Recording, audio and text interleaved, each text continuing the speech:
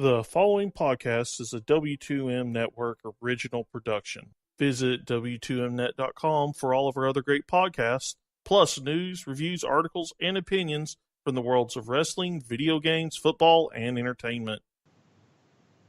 Tame by our standards, but fun nonetheless. Now we actually bring you the show. We are live to tape on the W2M Network for the Kickoff, Season 2, regular season episode number 7. Good evening, afternoon, whenever you're listening, everybody. I am your host. My name is Harry Broadhurst. Joining me, as per usual, we got the whole crew together once again. The Down Since Day One co-host, Brandon Biskobing. This is going to be a fun show. The executive producer turned co-host, Erik Watkins. I never thought I'd say this, but Lovie Smith gotta go. Hashtag it's personal now. No, I just realized something here. Oh, and the chairman of the W2M Network, Jason Teasley.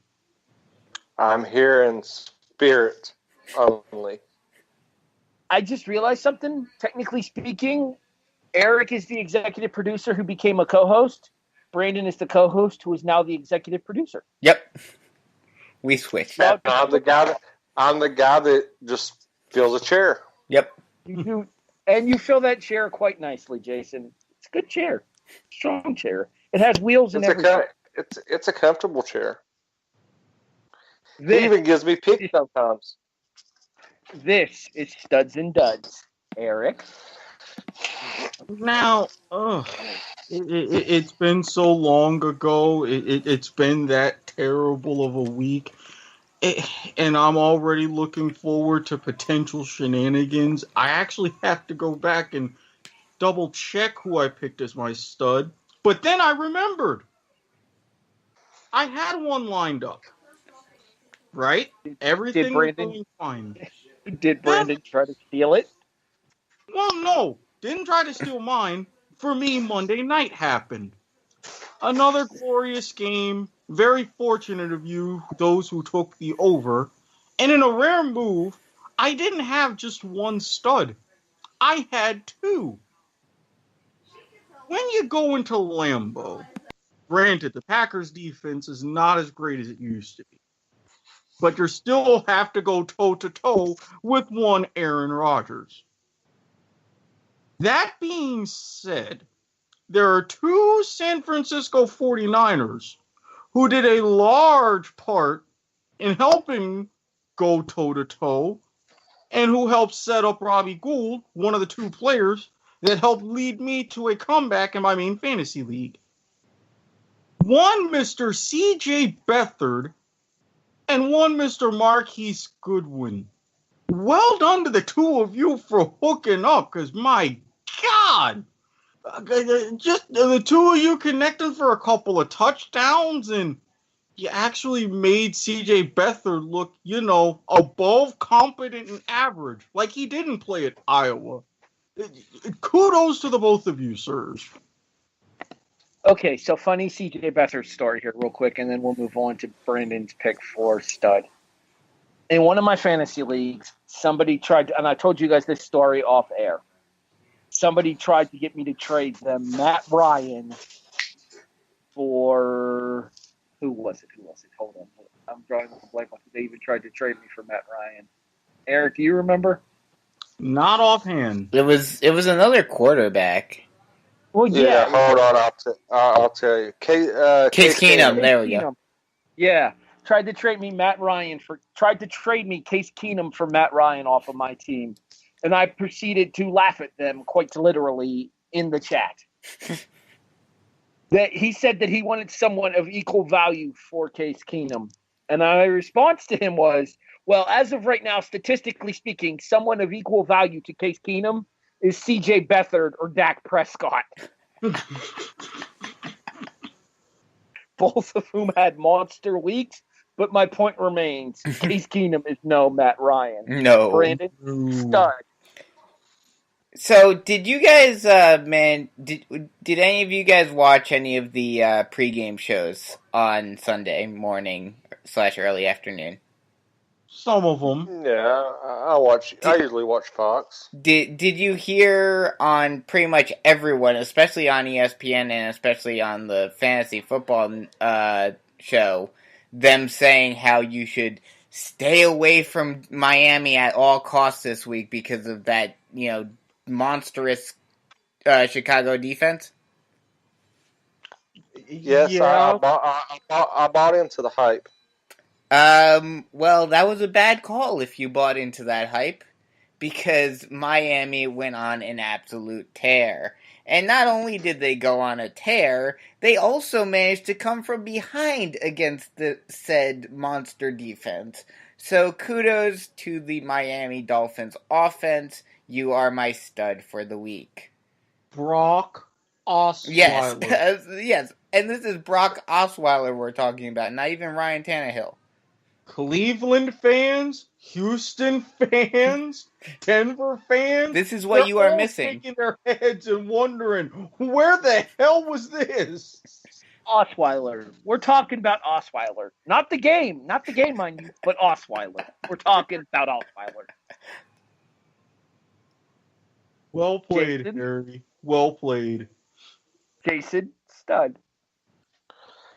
My stud is a certain running back that is arguably carrying one of my fantasy football teams to the third best record in the league. Yes, that is Mr. Todd Gurley, who posted a whopping 208 yards on the ground and 2 touchdowns. God, he's magnificent. I think I have a man crush. Yeah, but it's unfortunate that the rest of his team kind of played like El Garbage against Denver. The Broncos hung tough, a lot closer than most people probably thought they would on the Thursday late game for CBS. You got to think. I mean, the Broncos did this, made Mahomes look good. And keep in mind, in Los Angeles on Sunday, it was 86 degrees and sunny. In Denver on Sunday, it was 22 at kickoff, and that morning it snowed. That's going to be a bit of a shock, and you're going to have that. Tis the season out in the mountain areas there, Erik, though. Mm-hmm. Yeah, only in the mountains, not the rest of the country. No. I'm still wearing shorts down here. Oh, yeah. Well, it's gotten colder up here in Ohio, thankfully. Our high temperatures the last couple of days have been in the low to mid 50s. Same here. That sounds about right for fall weather. I'm not a fan. I'm not a fan of the heat, though. I swear. I mean, the temperature just did an abrupt stop. It went from 90 to 50. What was that meme we saw on Facebook? The temperature went from 90 to 55 like it saw a state trooper. Yeah. That made me chuckle. All right. Who was it last week that called out a certain kicker from Green Bay? I did. And he bounced back. How'd that work out for you this week? He bounced back. I figured he listened to the show, heard me give him hell, and he had to redeem himself. I figured he listened. I figured he saw that I picked that he would miss a kick in the Yahoo Fantasy slate, so he's like, "Oh, really? This is how he feels? Well, let me show you this." Yeah, Mason Crosby didn't miss much of anything against San Francisco on Monday night, going 4 for 4 and hitting the game-winning 27-yarder as time expired to lift the Packers to a 33-30 victory over the aforementioned San Francisco 49ers. Mason Crosby, congrats on the bounce back. Way to go from dud to stud in just a single week's time. Erik, we flip the script and go to duds. You remember how I called out Scott Frost? How I was mad? How I had a lot of faith in him? He's mad. He's not going to take it anymore. Sorry. Well, I thought, maybe he had begun to turn things around. Maybe he had finally started to get the pieces together. then Northwestern, then the final drive, and then overtime. Yeah, that defense was like a steel rusted sieve. Oh God, there's no way to describe how much of a dud that unit was. I think I might be able to give you a run for your money here in a few moments, Erik, staying on the college scene. Brandon? As can I. Was there someone at the beginning of the season when we were doing our college preview that predicted a certain SEC team going to the national championship game or to the playoffs? Yeah, not only did I have them going, I had them winning it. Yeah, about that. The last 2 weeks, they proceeded to lay a goose egg to Mississippi State, 23-9, and now this week they lose to perpetual flip-flopper Tennessee, 30-24. That would be the Auburn Tigers. How's that working out for you, Harry? About as well as a Miami Hurricane championship rally this time of year. Hey, I never said that they were going to make a championship. Don't go there.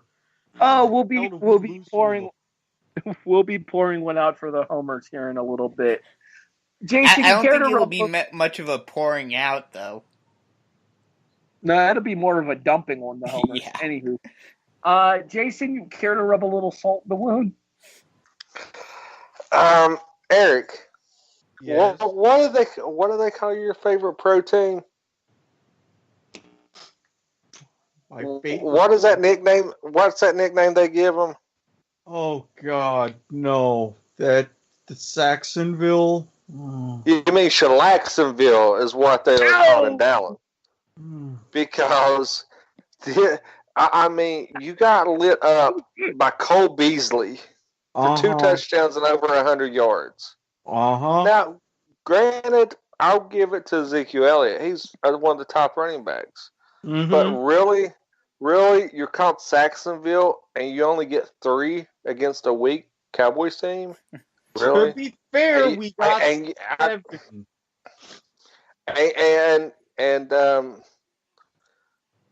The Cowboys rack up almost 40 minutes on time of possession.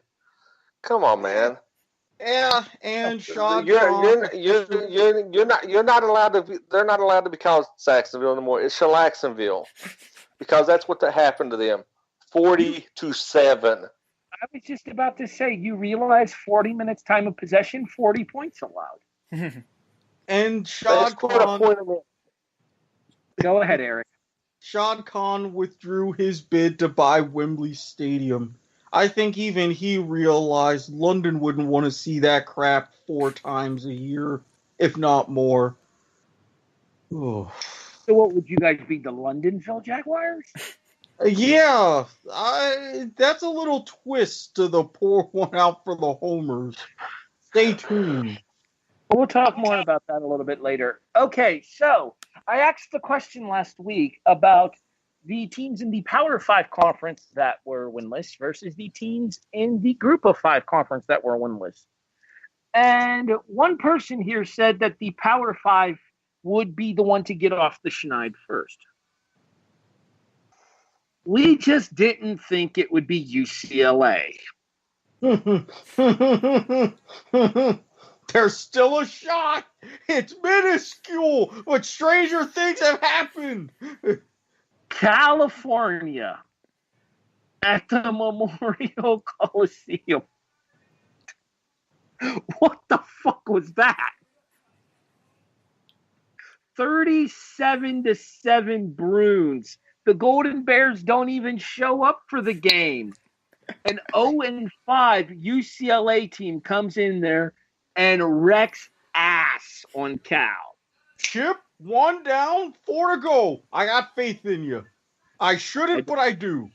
I don't, but still. No. For this week, Cal, for allowing yourselves to get absolutely drubbed at home, you are my duds. To a winless team, no less. I actually thought that San Jose State had a chance against Army. That did not end well for San Jose State, Nope. by the way. 52-3 was the final score of that game, just in case anybody was wondering. All right. That was a barn burner. We move on into So That Happened. So here's what we're going to do. We're going to put a little twist on So That Happened going forward. Rather than me coming up with stories for the guys to all discuss here, we're each going to bring an individual story to the table to discuss. I'm going to start because I'm going to keep things on a relatively heavy note, and I feel like we can only lighten up from here.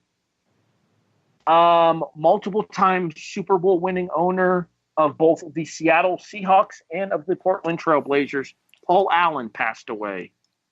Your guys' thoughts towards the Seahawks franchise that got the ring for Mr. Allen, specifically the time frame with guys like with Russell, with Marshawn Lynch, Dougie B up in Seattle. Anything to say about the now deceased owner and the Seahawks team? Couldn't happen to a better guy. Tell us how you feel, Jason. I mean, the fact that he turned that franchise around after, their team being, mediocre, but not the greatest team, and then, them having such a great run in the early 10s, it really showed what he could do with the franchise. Erik? I mean, the fact that he was in the locker room when he wanted to be congratulating everybody, but then sunk behind the scenes, kind of worked his magic, had the right staff, got everything together. I mean, at least he got to see the fruits of his labor and his successes. I mean, it's sad, but at least in his own way, he went out a winner. Mm-hmm. I hesitate to ask where you're going to go with this, Jason, but I'm going to let you anyway. Worm food. Sponsored by the Seattle Seahawks. It's the Legion. It's now called the Legion of Gloom and Doom. The views and opinions of Jason Teasley do not necessarily. By Scott's. I wonder if they'll entomb him and make him the actual 12th man. Stop. I don't know if you want to let me follow up with that, because I got a little bit of a tie into that story of my own. Oh, God. Guess what, Erik? You're next on the SGH, too. Yeah, because this is also sponsored to you by Coors, because guess what? Yeah. The man that invented the aluminum can, the man who has a name, who is attached to a legacy, the commercials, and even having his product thrown on NFL players on national television. One of the other, although this one's slightly less sad and tragic because, let's face it, he was 102, William Coors. He also passed away. Now, I posted this in a group. I live in two worlds. One of sports, and one primarily of shenanigans. I have a story that I will tell you off air where those two intersected, and it was a very pleasant moment. Whenever things like those two worlds intersect in a bad way, I get nervous. William Coors, Paul Allen. You also had George Taliaferro, the first black player drafted in the NFL. Jim Taylor, the first Lombardi Packer in the Hall of Fame. And Alex Spanos all passed away within the last week. Now I'm thinking to myself, that's a very rough week if you just had those on its own. Intersect the fact that Dennis Hoff passed away? Yeah, I don't be surprised if I start running for the hills. This is a bad sign. I feel like of the three of us, Jason has probably consumed the most of Mr. Coors' beverage.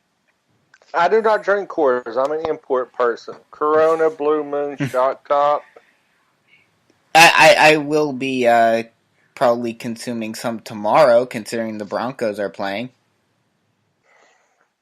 I don't drink. And isn't that Miller Field anyways? No, it's Coors No. Field.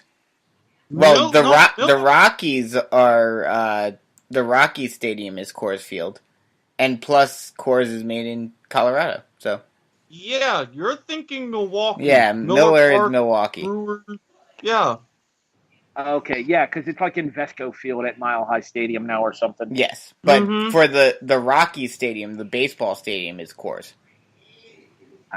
Well, then that would mean Brandon drinks the most of his beverage out of the three of us because I don't drink personally. Not for me. Not nothing against anybody who does. Just not for me. I drink like a fish. I'm more of a cider and hard liquor guy than a beer guy. I'm the Friday is not my style. Hard. Hey, Eric. Shut up, Harry. Eric, Nope, shut up, go out. Harry. Go. Nope. If you're looking for a good cider, go out and try to find some Dickin. This portion of the show brought to you by the Bob and Tom Show. This portion of the show brought to you by Dickin Cider. Brandon, so that happened. This isn't quite as serious as your guys' is, but it's much more football related. The Le'Veon Bell saga continues because he said he was gonna show up during the bye week, but now the Steelers still have yet to hear anything from him, and no one knows what the hell's going on.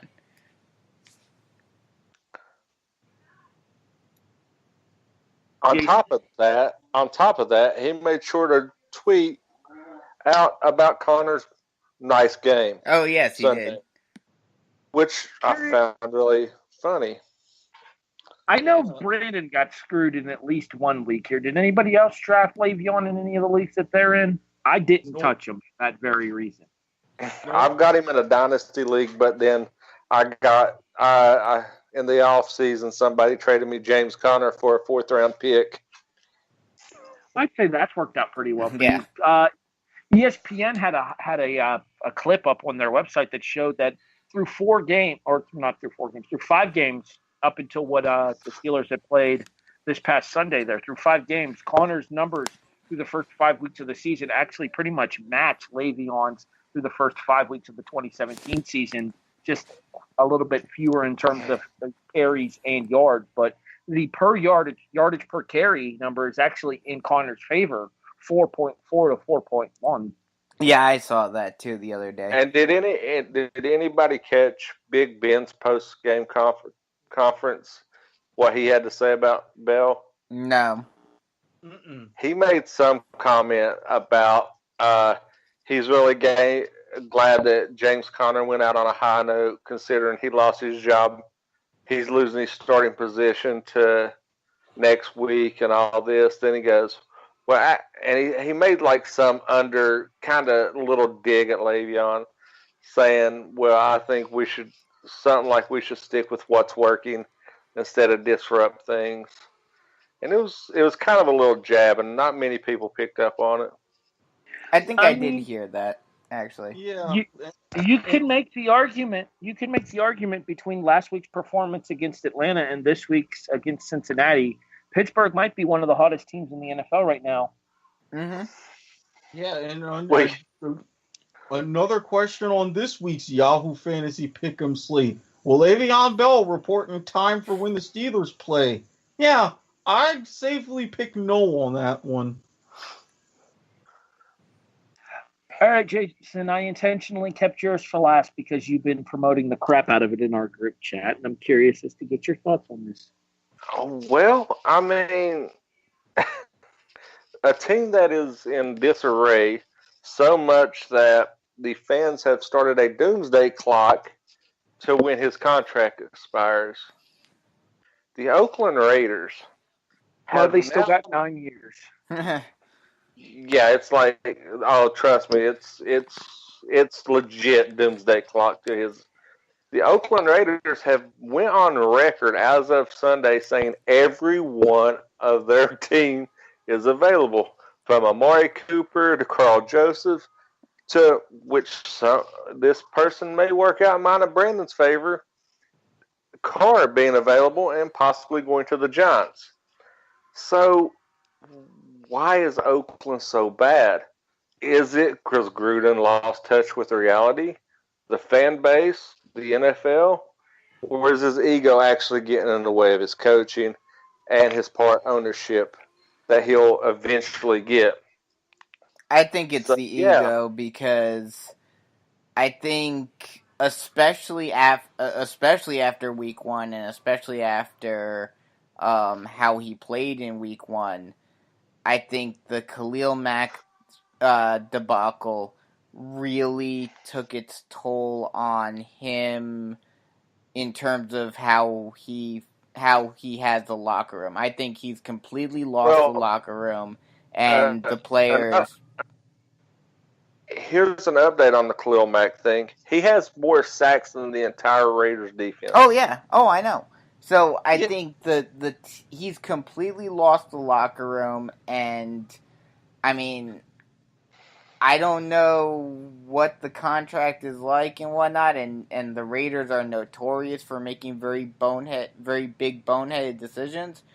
But yeah, but that was Al Davis was alive, and he was legally insane. Very Okay, true. you don't think some of those genes passed down to Mark? Yeah, really. I mean, fans right now in Oakland, they've got extra reasons to be bitter because they're in Oakland. Fans in Vegas aren't going to care because it's Vegas. It's Vegas, baby. Yeah, so I mean, yeah. But you still have to put, in Tony Schiavone's words, you still got to put asses in seats. And that's Okay, going to be you a gotta big put the- problem in Vegas because if I this team disagree. isn't winning, they're not going to care. Oh, I no. think I disagree with that, and here's why. Vegas is just going to be happy to have a professional sports franchise. They have Granted, by the time they get there, they may be playing less than professionally, but they will still be a professional sports franchise, which they is have a something Vegas professional never sports had. franchise Yeah, already. they have one that nearly won a championship. Well, but let's be honest. Compare the mainstream perception of hockey and the National Hockey League to that of the National Football League. It's night and day. Oh yeah, And I it's say this definitely to bigger, somebody- but you know. And I say still this as think- somebody And who also, absolutely. the chair just informed me, but there's like a CFL team out there, or an arena football team or something. Actually, there was one of each, the Las Vegas Posse and the Las Vegas Gladiators. But Whoa. I digress. Careful, everybody. He said posse. But Harry, Also, this is an interesting thing about Vegas, and I'm going to pose this question since you guys brought it up, and I said put asses in seats. How many seats do you think some of the Vegas hotels are going to comp or going to buy tickets to comp to high 100%. rolls? I would say easily. That might actually work in favor of the stadium. I would say at least 60% of the seats in that stadium will be purchased by casinos in order to give out to their big fish, their whales. I wouldn't even say 60%. I'm going to cut it in half, and here's why. They have premier rugby events in Vegas. Sell out. Now you've got the Las Vegas Knights. They pack the crowd. You've got a soccer team coming there with head coach Erik Ronaldo of U.S. men's national team fame. That's actually going to be successful. And you talk about the mainstream perception between football and hockey, Harry. They pack the arena for major curling events in Vegas. They have moved curling events to Vegas successfully. It's Vegas. How if you dare have you? it, people will come. How dare you defame the good goddamn name of curling? Look, I watch curling all the time. I watch Curling Night in America every flipping week. Hell, if the packages were affordable, I would have gone to the World Championships in Vegas. Especially since I have a line on some extra shenanigans. But that's beside the point. My package is worth every cent. Stop it. Moving on. Hey, mine might be worth a little bit more, and I've got evidence. Stop it. Family show. Well, we're just talking about our package. You can upgrade packages. Exactly. Firesale. Some packages are bigger than others. That's universal. UPS knows. Some packages are just a basic standard. Then you get the expanded package. Exactly. See, Jason gets it. Moving on. All right, I need each of you guys to pick a suit of cards. Okay. Just pick one. Spades. Okay, Brandon. Clubs. Jason. A diamond is a way to my heart. Who had clubs? That would be Erik. No, I had spades. Nobody had clubs. Yeah, no one had clubs. I thought you picked clubs, Brandon. Oh wait, yes I did. Yes I did. You're right. Okay. I thought I picked spades. Never mind. No, Erik picked spades. All right, clubs Okay. has won the draw. Therefore, Brandon has won the toss. Okay. I think it's rigged. I literally just reached into a deck of cards and pulled out a card. I'll take Because I'm a NFL. poor black man. Okay, let's get back to this here. Brandon? I'll take NFL. All right, this is an actual legitimate buy or sell question. With their performance against Kansas City on Sunday Night Football, the Patriots have reestablished themselves as the favorite to win the AFC this year.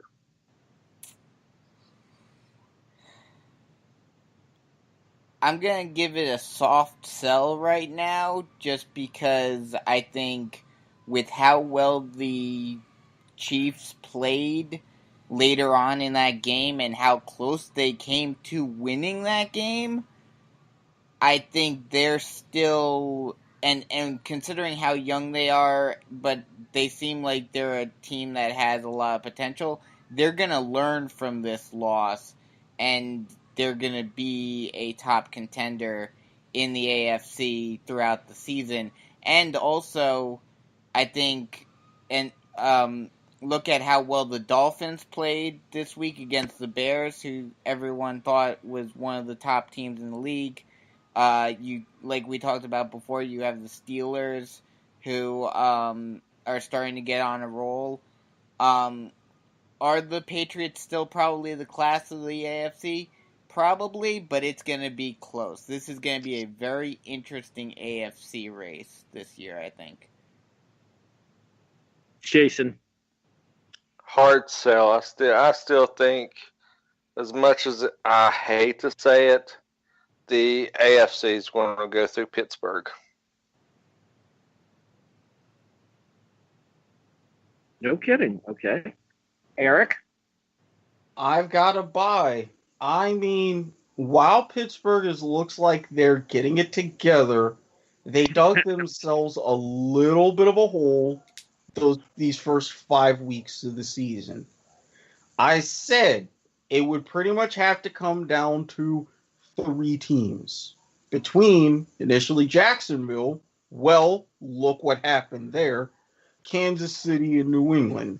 Now, New England has shown they have the advantage.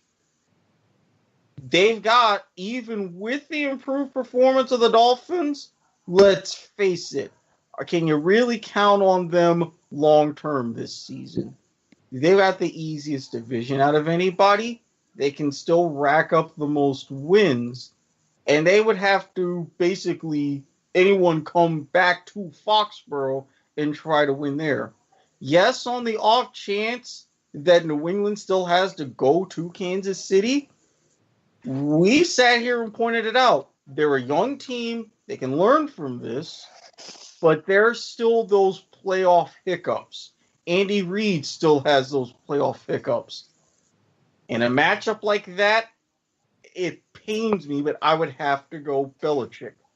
I think that they've sorted it out, and I think the rest of the season means I'm not going to be sober a whole bunch, especially when it comes November, December.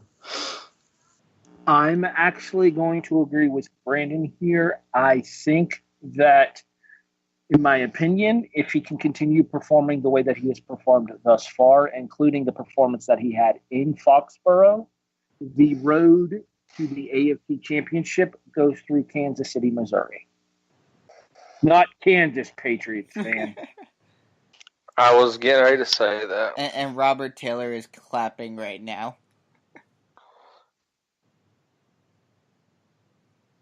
He got me to say it in the group chat after the game. I'm not repeating it right here on the show. He has to earn that. Jason, college or mixed? I'm going to go a mixed bag of tricks. Okay, this is the one that I warned you guys was not the traditional buy or sell question. This one, however, the category I gave you was disappointments. In your opinion, who are the biggest disappointments in both the National Football League as well as college football thus far into the season?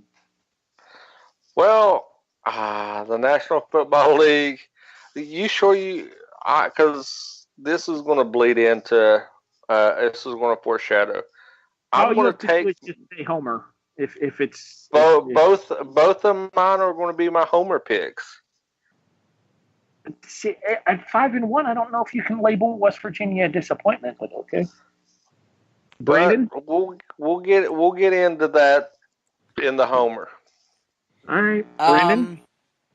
For college, the biggest disappointment for me definitely. Well, it's a toss up between and you said 5-1 doesn't really count, but considering what a lot of people were thinking going into the season, I would say it does, especially where they are in the season right now. I would say it's a toss up between Miami and Wisconsin. And then in terms of the NFL, I think the biggest disappointment, the two biggest disappointments, this is one disappointment, okay. Brandon, not two, so take one. Probably the biggest disappointment, and it hasn't been completely their fault, but with all the hype going into the season, I think you have to go with San Francisco. Erik? For college disappointment, believe me, I'm going to save my rage for pour one out for the homers, but I do have to agree. Wisconsin was supposed to be looking a lot better than this, especially with how their season ended and how I cursed the entire state with the case of lactose intolerance. You did this. Yeah, it looks like they did, and they let my guy Jim Harbaugh have a hell of a night, so that made me feel a little bit better. But even with the hangover, even with the injury and everything, my biggest disappointment is the Philadelphia Eagles. I expected them to do quite a bit better, even if they weren't going to go back-to-back, which, let's face it, they weren't. But there's plenty of reasons why they started out this slow, and I'm not 100% sure how they're going to be able to right the ship enough. They've got a bit of an easy ride, but they're not doing themselves any favors. They've got it very easy, though, this year with how weak the NFC East is. Oh, yeah, that's why I say they have an easy ride, but they're still not doing themselves any favors. So Brandon kind of took the shot earlier in the show for who I was going to say in college. I had these guys as the national champion, and you're losing to freaking Tennessee. Congratulations, Auburn. You suck. In the NFL, I think I'm actually going to go with the Atlanta Falcons. I don't understand how a team that has Matt Ryan, Julio Jones, Mohamed Sanu, Austin Hooper, and Tevin Coleman on its roster can be 2-4. They don't have Kyle Shanahan. Well, apparently, they don't have a whole lot of anything right now in Atlanta because they are in the absolute basement in the NFC South. I mean, they have been plagued by injuries, especially on the defensive end. Well, they're missing their starting running back too, and Freeman. Yeah, who just got put on the IR. Thank you, thank you, Freeman, because that means Tevin Coleman gets more yardage for me. I picked up Coleman in a couple of leagues. Hopefully, that'll end up working out pretty well. See what happens here. But all right, Erik, you ready? Yeah. Do I have to be? College question. We're not done with firesale yet. Oh, okay. Yeah. As you can see, I'm preparing myself for the misery. Oh, we're all going to be miserable this week. Oh, yes. Pour one out for the homers today is going to be an absolute bastard of a segment. I'm just going to say that right now. If you do allow young children to listen to the show with you, A, why? And B, don't let them listen to the next segment. Yeah, okay. And C, remember, it's educational. I mean, they are different variations of 4-letter words, I suppose. All right, Erik, you start us off for the college question. You ready? Lay it on me. We've had our first collegiate coach fired of the 2018 season. Oh. Brian Jinks of Bowling Green has been canned after their 1-6 start, including losing a game just this past Saturday where they led by 2 scores going into the fourth quarter and then proceeded to allow 3 to lose the game. Your buy or sell question is this. At least 10 more coaches in FBS football will not make it to the end of the season as the head coach of their team. Now we're going Power 5 and Group of 5? Yes. Counting Brian Jinks is the first. Yeah, I'm going to buy that. I have seen way too many bastions of crap in college football this season. And as I alluded to at the beginning of the show, Lovey, you rock the gray beard very well. I love seeing you as like a black Santa Claus, but seriously, get the hell out of there. They don't care about football at Illinois, but they're going to care enough to get rid of you. Hate to say it. Jump before you're pushed.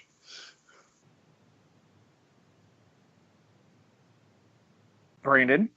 Yeah, I have to buy this. I mean, especially with how college football is now, too many schools are trying to get something going right away, and, coaches are on very short leashes. So, yeah, I could definitely see 10 going. Jason? Oh, yeah. I mean, I think it'll be more around the 15 mark rather than the 10 mark. So, yeah, of course, I'm going to buy this. All right, allow me to clarify this here, and this might change your guys' answers. This is before the bowl games even happen. Yeah. I could still see it. Yeah. Okay. Because a lot of if it's at if you're in a bad bowl, they may can you before the bowl game even starts and kind of use the bowl game as, as a testing ground for next season. Not to mention with the amount of bowl games, I'm gonna keep an eye on this later on. Are we, with the number of bad teams, going to have to see another 5-7 team in a bowl this year? Oh, definitely. Last year, no. The year before, 3 different 5-7 teams made bowl games because of the sheer overabundance of said games. All right, gentlemen, we knew this time was coming. We might as well get it out of our systems. Jason? Pour one out for the homer. Well, where do I start? I'm going to eat some crow, so serve it up nice I got and some warm for garlic me. pepper for you. It helps. Allow me. Iowa Because State 30, West Virginia 14. because West Virginia went into this game very overconfident. Iowa State came in with a precise game plan. And as much as I've sung the praises of Will Greer, dude cannot figure out how to throw the ball away when he needs to. He was sacked 7 times. That's in one game. That's more than the Oakland Raiders has of his team this year. And Greer could have avoided a lot of these sacks if he would have just threw the ball away. He's holding on to the ball too long. Iowa State, I'm going to give them credit. They came to play. They always say the most difficult team to play is the one that has nothing to lose. Iowa State came off a big win the week before. Then they come in playing home, number 6 team in the nation, national TV, and they shellacked us. Now I know how I took a lot of shots that night, and I have no words. They came in, they was just too cocky, too confident, and knowing Oklahoma lost and they control their own destiny, they were just exposed for being the sham that they actually are. I mean, I'll say it firsthand. 5-1, yes, we still control our destiny, but it's just a little tougher road to hoe right now. I will let you and Brandon combine for, well, let's put this as bluntly as we possibly can, the shit show that is the New York Football Giants. Do you want to start or should I? Go ahead. I'm still disgusted about talking about WU. Now I'm gonna get disgusted by talking about the Giants. Eli Manning, throw the damn ball. Why are you being so timid all of a sudden? What is going on in New York? He's not the best quarterback in the world, but if they offer you Derek Carr, take him, please. This is just it's mind-boggling how bad they were against the Eagles on Thursday night. And the only bright spot is Saquon Barkley.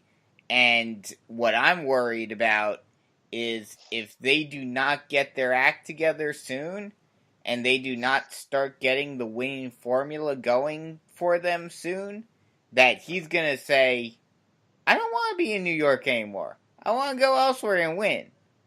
So if you want to keep your top running back that you just drafted with the number 2 overall pick, better get your act together right now, G-Men, because time's ticking. I mean, and unfortunately, everyone was saying, oh, they should have taken a quarterback, all of this. Yeah, some of the quarterbacks out of this class are doing pretty well, but they're not lighting up the world or anything. But unfortunately, there aren't really many quarterbacks coming out next year that look like they're going to be world beaters either. Herbert's your best bet. Probably. The general consensus is the man that we talked about on the show a couple of weeks ago. My pick for stud a couple of weeks ago, Justin Herbert from Oregon, is the best quarterback to come out this year. Which is so surprising to hear Oregon and good quarterback, because I still think of, when I think of Oregon offense, I think of that Chip Kelly option offense. I think of Joey Harrington. Well, let's not forget the hype that Marcus Mariota had on him coming out of college as well. Mm-hmm. And look what happened there. I warned people of that. Jason, do you want to chime in on the Giants? Um, the Giants need to get together and figure out what's going on. You got your star receiver acting like a fool on the sideline, calling your two-time Super Bowl winning quarterback out in interviews. There needs to be some cohesion there. Our offensive line is Swiss cheese, but I think Gettleman will turn it around. It's just a matter of when he turns it around. Hope everything gets back on track after the bye week that they have forthcoming, but who knows? If not, it's going to be a rough season. I hate to say it, but I mean, maybe, I hate to say it, but I think this is a lost season already. Well, I think we can still go 500. Not to mention, the good news is in the division you're currently playing in right now, everyone 500 else sucks. Is that far from winning it. All right, Eric, you ready? No. I'm sorry, but we have to get there. We start with, as warned by yours truly, Virginia 16, Miami of Florida 13. Okay. I admit, I talk shit about certain schools. Illinois not being a football school, they're a basketball school. Northwestern being a journalism school. Vanderbilt being a school of academics, as the broadcast team pointed out. $41 million a year from the SEC. Yet what do they do with it? Question marks. So, I ask myself, even with Bronco Mendenhall, a very competent coach who had a good tenure at BYU, even with those admittedly sweet-looking uniforms, very glad they went to the blue and with those style of numbers. Miami, how the ever-living fuck in seven hells do you lose to a lacrosse school? Not a football school, not even a basketball school much since the 80s. Their pride and joy, where they have their success, is lacrosse with baseball on the side. Yet you go there and you lose. And Kosi Perry, what the fuck happened to you? Malik Rozier, have you not been, damn it, listening with you and your accuracy issues? Coach Mark Richt, you're cool, but seriously, no,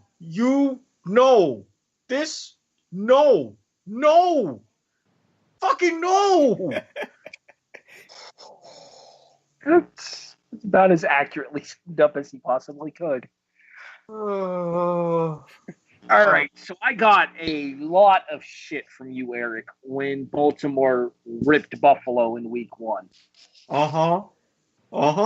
You did. It is my turn.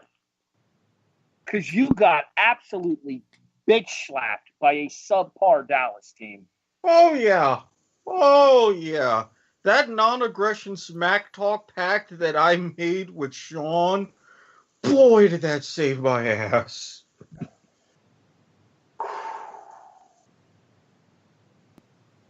Bortles. Look, Derek Carr, Gruden ain't your friend. That quarterback camp bullshit that you did coming out of Fresno State, that don't exist anymore. I am personally pleading to you and asking you this. Would you rather go to a city or to a state that is more known for mafia and a stadium that was next to a stadium or what have you that was linked to the disappearance of Jimmy Hoffa, where you have to deal with drunken fans and insults and pay state taxes and play in shitty weather?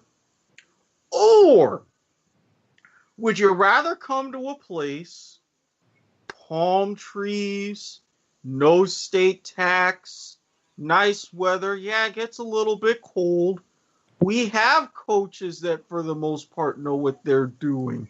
We have a better front office.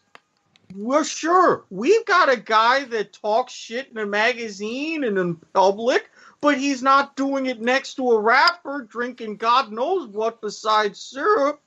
Come on south. You'll love it here. Because Blake Bortles, fuck you. I'm done. Hey, Fuck hey, off. hey, Eric, how many Super Bowls you got? Yeah, we don't have any, but we got the guy that got us pretty close as an expansion team, and we got the guy that got you too. So Fair enough. I'll give you that one. yeah, come on. Like I said, we've got a credible legacy. It's Derek, please. Jersey, you're not a Jersey guy. You're a Florida guy. We're the California of the East, and you know it. Come on over. We'll treat you well. Eric, I need you to do me a quick favor and find out where Derek Carr went to college. Houston, right? No, Derek Carr went to Fresno State. Okay, so he's a natural California guy, which would be Yep. warm weather. Therefore, Florida would have an advantage in that regard. Well, but And Fresno again- State is more Northern California. It's True, but no state tax. I mean, I guess if the Giants throw enough money at them, it won't matter. Mm-hmm. We'll throw money at him. Again, Coughlin will want to. We'll take that contract. I mean, we hardly pay anybody else. All right, Eric, script flip. So, yeah. How did Nathan Pickerman end up for you? Those Bills. He's still baby steps. He only threw 2 this time. But how do you feel? Okay, first of all, we start with college on this segment. No, Suck. we're giving you the bad one first so that we can end on a high note. You're the only one who won. Okay, well, technically, one of my college teams lost as well that I'm pretty pissed off about, but I'll touch on that when we get to the college football for me. But, anyways, yeah, let's talk about Nathan Pickerman, the Intercepticon himself. He is so bad that Derek Anderson is getting another opportunity to be a starting quarterback in the NFL. Allow me to repeat those words for you. Derek fucking Anderson is getting another chance to be a starting quarterback in the NFL. Whoa, time out. Wasn't he the one that led Cleveland to a 10-6 season? Yeah, and then he proceeded to get injured and stumble all over himself and found himself as a backup in Houston. Fair. Derek Anderson, who has not won a National Football League game in 3 years and has not played in one in a year and a half, is starting in Buffalo this weekend because our coaching staff has absolutely zero confidence in Nathan Peterman. No. Jason, I believe it was – wait a second, Eric. Jason, I believe it was you that said this at the start of the season on the show, and truer words have never been spoken. Eat shit pit. Yes. For producing such a garbage quarterback. Go ahead, Eric. Well, number one, did I not say that with Nathan Peterman on your team, you would be in a great position to get the first overall pick? Number two, the coaching staff has confidence in him, but like I sent you, they would lose the locker room if he started because the players have no confidence in him. I've seen that firsthand. I even saw that with Jacksonville. As soon as we were up shit creek, they looked at Blake and said, well, we're done. Why even bother? Is it bad that it seems as though 2 of our 3 teams may be in the running for the number 1 overall pick next year? I mean, it was that way last year until it was that way last year, or not last year, 2 years ago, when Buffalo was a garbage show. True. So, I mean, it's not exactly like it's unfamiliar territory for Buffalo to be near the top. Jason, what the fuck are you doing over there?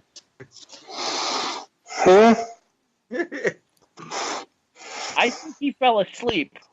Wake up. No. I'm wide awake. I'm sitting here petting my dog. All right. Anyway, I'm hearing really heavy breathing, and I'm assuming it's because you're starting to drift off over there. But that's what I'm hoping it is. No, that's my boxer who's laying on my lap. Oh, so then the dog is a heavy. Okay, now I feel better. Somewhat family friendly show. Fuck you, Nathan Peterman. Okay, I feel better. We're back. But there is good news though. You're the only winner out of all of us this week. Well, surely I do that's have got to count for something. Well, I do have to bitch about something first. Is there a team in college football with 2 more hard luck losses than the Penn State Nittany Lions? Nope. Having fourth quarter leads against both Ohio State, who was number 3 in the country when the game happened, and Michigan State, who had just come off losing to, who was that? Northwestern, the journalism school, as Erik put it. Mm-hmm. And you proceed to blow both of them and probably write off any possible chance you had at winning the Big Ten East and going to the college football playoff like I predicted you to do. Thanks, Nittany Lions. Restore the roar, my ass. All right. Now for the plus side of things.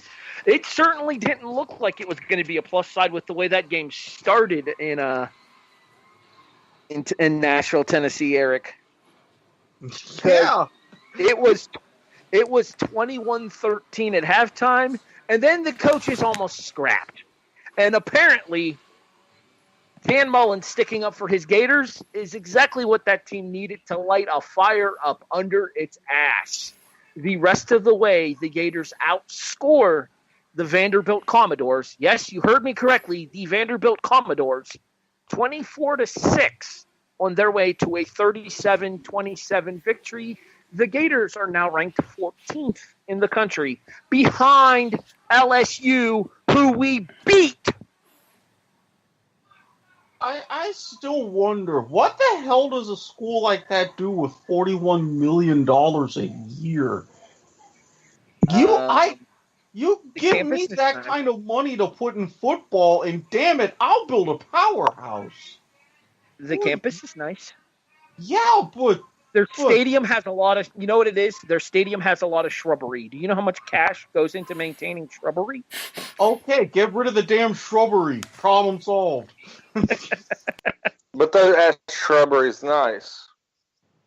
They do have nice shrubbery. It's part of their package. And I'm sure they need a lot of meat to feed whatever the hell his name is. They're the Commodores. I don't even know what. No! Oh, I thought you were talking about LSU. Never mind. No, that's a tiger. Yes, I know that's a tiger.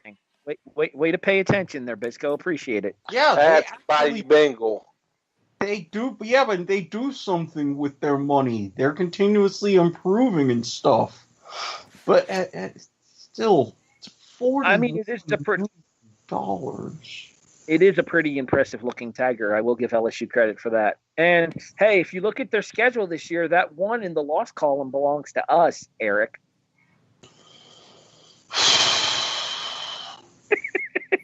Fucking lacrosse and baseball. Lacrosse and baseball. We're good at baseball too. You are. You know what else too? Now they're a national basketball embarrassment too, becoming the first number 1 seed to lose in the first round of the NCAA tournament. This is my point. They were a basketball school in the 80s, tried again and failed miserably. If you go back and listen to March Madness to the Max, which we did earlier this year, you'll hear all about that. All right, Let's move on, gentlemen. Jason, get it together.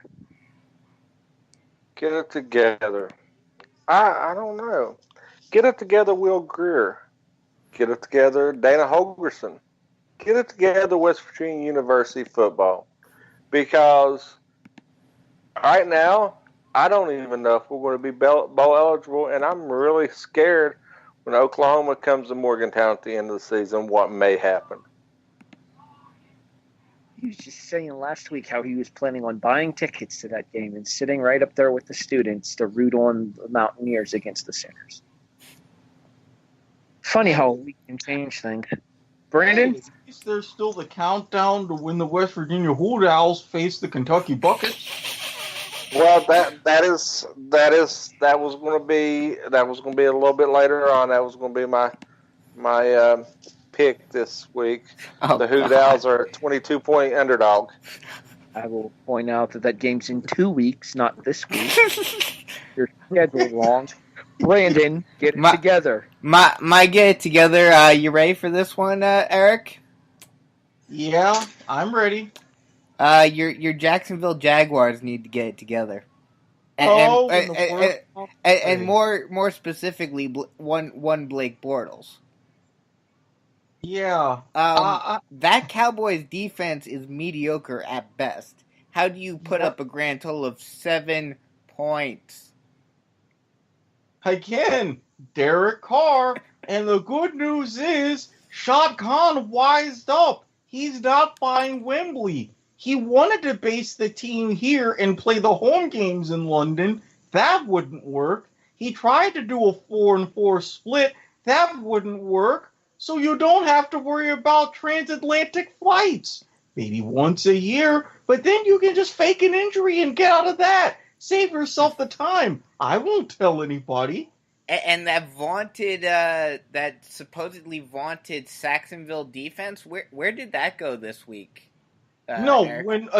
when Blake Bortles fell behind, because that's what he tends to do, when we started going up shit creek, the rest of the defense sat back and played Banjo's Deliverance style. They didn't care anymore. Exactly. You sure got a pretty mouth. Family show. You play dueling banjos. It's the most classic line from the movie, besides "squeal like a pig." My name's Dusty. You could call me Puddin'. You got a purty mouth. Eric, get it together, both literally and metaphorically. No, the only thing I'm getting it together for literally is Saturday, because, oh dear Lord, if I ever needed shenanigans, oh God, the things that I've been able to do is just $500. Anyways, for my get it together, Mr. Mara, I get what you're saying in the headlines and everything and in your interviews, but have you ever thought that a certain receiver who you paid kind of has a point? Have you ever thought that you could have, I don't know, maybe rectified one or two teeny little mistakes, about 6 months ago? Yeah, you kind of made this bed, so you got to get it together and lay in it, because, yeah, New York ain't a hell of a town. It's funny how, and this just shows just how bad our teams were this week, that it seems like all of our get-togethers are each other's teams. Yeah. Well, Yeah. I mean, technically, I'm not one to pile on here, but I guess I am one to pile on. You know who my get it together is? West Virginia? The entirety of the AFC South. Oh, okay. Yeah. Tennessee, Houston, Jacksonville, Indianapolis. Not a goddamn one of them over 500. Yeah, but again, what does that tell you that the fact that Pickerman came up huge and let Houston win? Hey, we beat Tennessee for you. Give us that much. Touche. Just saying. Yeah, this is going to be one of those situations where 8-8 can win this division. Eric, you still got a chance. Yeah, but wasn't this also the division where we all picked everybody different to win? I think 100%, so. yes. Yes, because I picked Jacksonville. I think you picked Houston. No, I picked Indianapolis. I picked how's Houston. that working out for you? And then Jason picked Tennessee? Yeah, I picked Tennessee. Yeah. So, technically speaking, 3 of the 4 of us still have a chance of being correct here. Eric. Look, Andrew Luck is coming back. The rest of the team just isn't following him. Well, Indianapolis gets their chance against Buffalo this week. We'll talk more about that game in a few moments. Dun, dun, dun. It's kind of funny, though. Both the AFC South and the NFC East could probably win with have an 8-8 team make the playoffs. Yeah, but the good news for the NFC East is at least they have Washington at 3-2, hence over 500. Although the last time we saw Washington, they got the absolute crap kicked out of them, courtesy of New Orleans on Monday Night Football. Mm-hmm. Drew Brees. Hail to the king. All right, gentlemen. Drew, a year and a half from the world record. Get the 80,000 that Anthony Calvillo couldn't. I'm counting on you. It is now time for my favorite segment on this show. Guys, are you serious? We start with the now defeated in college football, Brandon Biskobing. Damn it, my undefeated streak has been destroyed by the damn Trojans. Those bastards. Feathermuckers. Continue, Brandon. Your pick. So my pick for this week for college is it's an in-state rivalry game. It is up in the Big Ten, and it will be Michigan State Sparty over the Wolverines of Michigan. And I hope that this one doesn't come to bite me in the ass like it did for Erik last week. Or was it you, Harry, who picked Wisconsin over Michigan? It was Jason. Oh, that was me. Both of them. Erik got bit in the ass by Michigan with Northwestern with Nebraska, because he picked Nebraska to play Michigan close, and Nebraska proceeded to get blown the fuck out. Right. Fuck you, Scott Frost. I do believe, and I can't believe I'm about to say this, it is a battle of ranked teams in East Lansing, and Sparty is still getting 7. Mm-hmm. Well, no, Michigan's getting 7. No, Sparty's getting 7. Michigan is giving 7. Oh, okay. Yes, yes. Erik, college edition, get it together. UNLV over Air Force. The randomness continues. Well, I mean, technically speaking, the Mountain West has been kind to you. Last week's Illinois pick, not so much. And Lovie Smith, again, Black Santa Claus in the mall, fantastic. College football coach, hell no. What are you getting for UNLV, by the way? 10. No kidding. Nice. Let's see which Air Force shows up. Jason? I am taking Vandy, getting 11 over Kentucky. Really? Wow, that's... Yeah. I'm employing the Erik Watkins train of thought. I'm sleepy, delusional. It was the first game I've seen that had a decent point spread that I could use for this. Figured I'd roll with it. Well, let me say this much. If it's the Vanderbilt team that showed up in the first half against Florida, you may be onto something. If it's the Vanderbilt team that showed up in the second half against Florida, you're looking at a bad number, sir. Brandon? Yes. They didn't work for you. I'm going to hope that they do for me.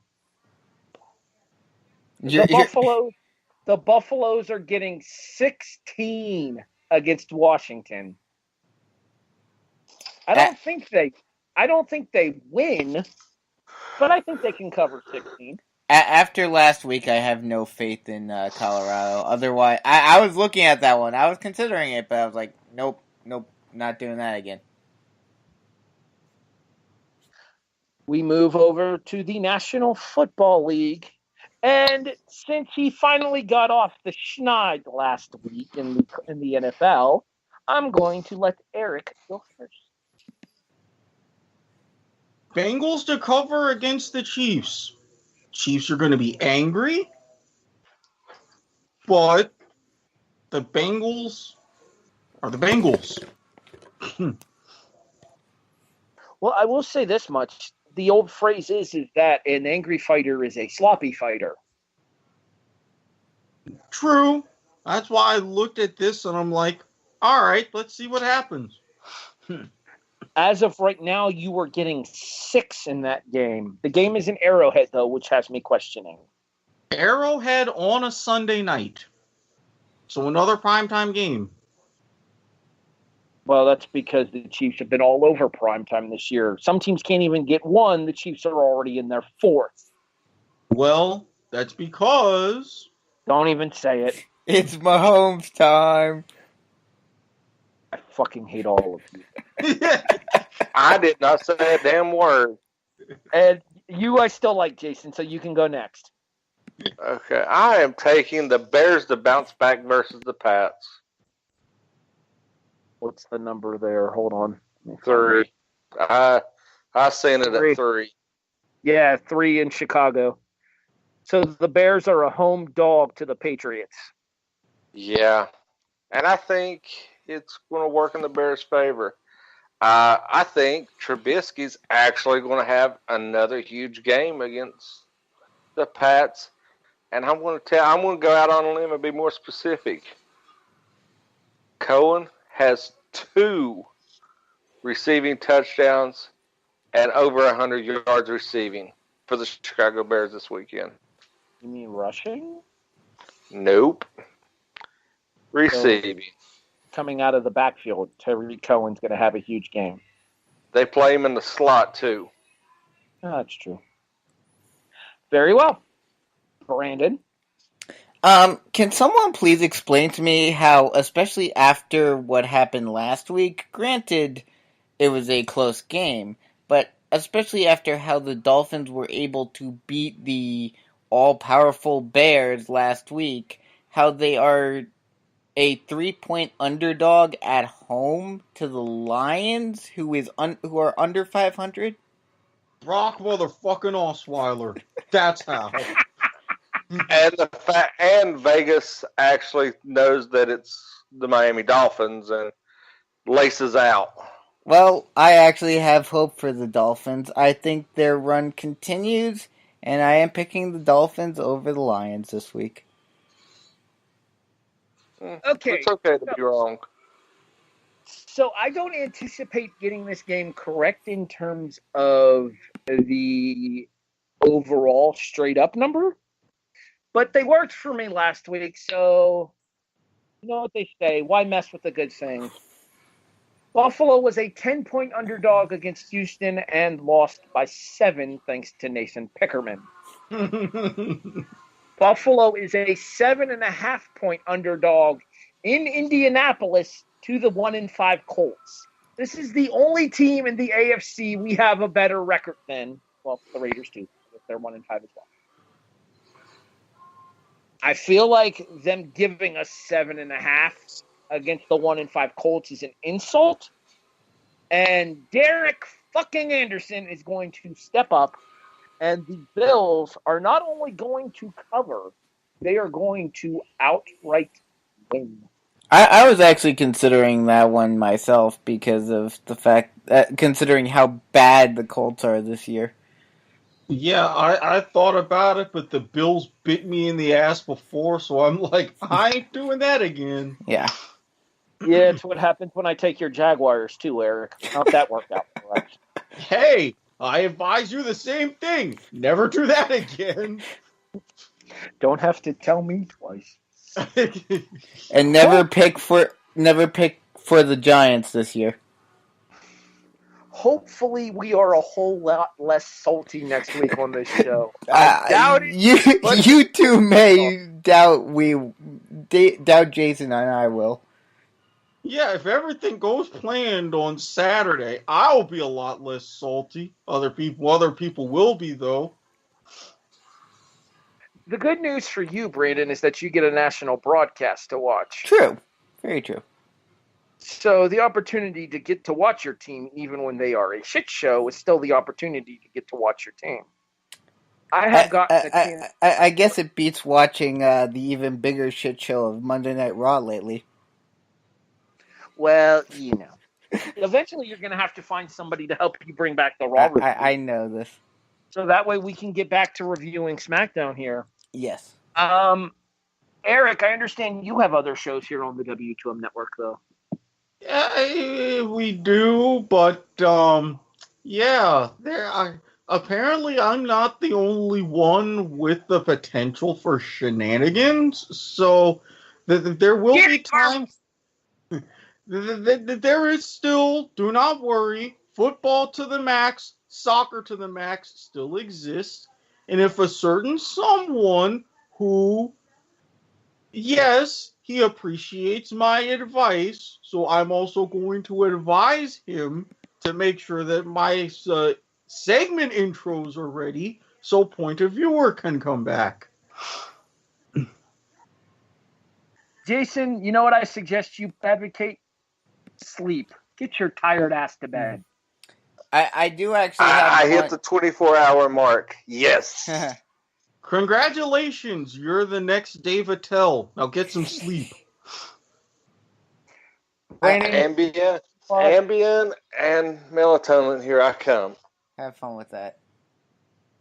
Good night. Brandon, I know for a fact you have something to plug here because you and Tori are doing something for the W2M network. Yes, Tori and I are doing a new horror-based podcast called Graveyard Shift. First episode is up now. Throughout October, we'll do our 31 Days of Halloween, which we watch a couple of horror movies each day, going throughout history from the very beginning of horror movies all the way up to present time, and review them and whatnot. And then we'll do other things throughout the year in the horror genre, so be sure to check that out. The Kickoff will keep you company until early February. Once the Kickoff gives way, Brandon and I will still be coming at you every Wednesday with How the War Was Won. The plan for that will be the battleground that was Raw versus Nitro on a Monday night basis. We will also be covering the pay-per-views and the specials in that timeline as well, just to give you everything that you need to know and everything that's relevant to those timelines. In addition, I have a series of show reviews coming to thechairshot.com here shortly. My first review, Slammiversary 2018, should be posted within the next day or so. It is Wednesday, October 17th for the point of reference. Today's the 18th? Yeah, Wednesday the 17th. Well, technically it's Thursday the 18th here on the East Coast because it's 1 a.m. in the morning. But oh, that means I'm one day closer to Saturday. Anyway, make sure you check out thechairshot.com for my Slammiversary review. I will be reviewing Bound for Glory there, and then my regular role for reviews at the Chairshot will be for Progress Wrestling. For Jason Teasley, Erik Watkins, and Brandon Biskobing, I'm Harry Broadhurst, and you have been listening to the Kickoff, Season 2, Regular Season Episode 7, here on the W2M Network. Available online at W2Mnet.com. Also available on iTunes, iHeartRadio, Spotify, Spreaker, Podbean, Castbox. Hey, Brandon, guess what? Spotify is here. And Glacier's a dick. Thanks for listening, everybody. We'll catch you next Wednesday with a hopefully less salty edition of the